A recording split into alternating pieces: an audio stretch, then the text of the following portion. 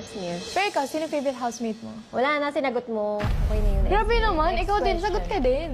You already answered for me. Sagot ka mo? Alam mo, Charlie, until now, I was, cut mo nga muna. I was expecting na hindi ka ganyan na. Pero until now, kala ko naman na-realize mo yung mali mo. Hindi kasi. The way you answer, like everyone's giving time to answer, ikaw pala sagot ka. I mean, hindi kita pinilit mag-vlog. If you didn't want, you could have responded to no things. Kasi ngayon, pag gusto mo nagsasagutan tayo, you keep bringing back yung pinagalitan ka. First time ka bang pinagalitan? Parang sa reaction mo kasi pag magsasalita ako, parang yung reaction mo, parang binabalik mo.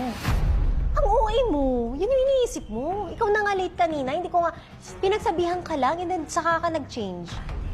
Okay. Okay na, wala kayong dalawa. Cut mo na to ah. Stop it. Ate, okay lang. Charlie, is okay. Ang OA masyado.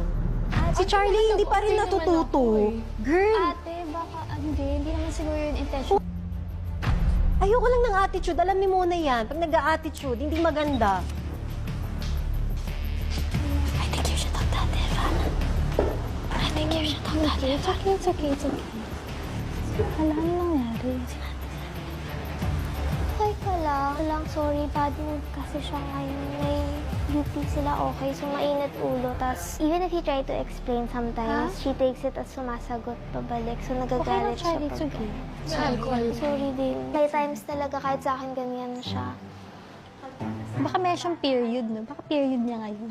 Kaya mainit. Hindi, away siya. Okay. Yung si ate.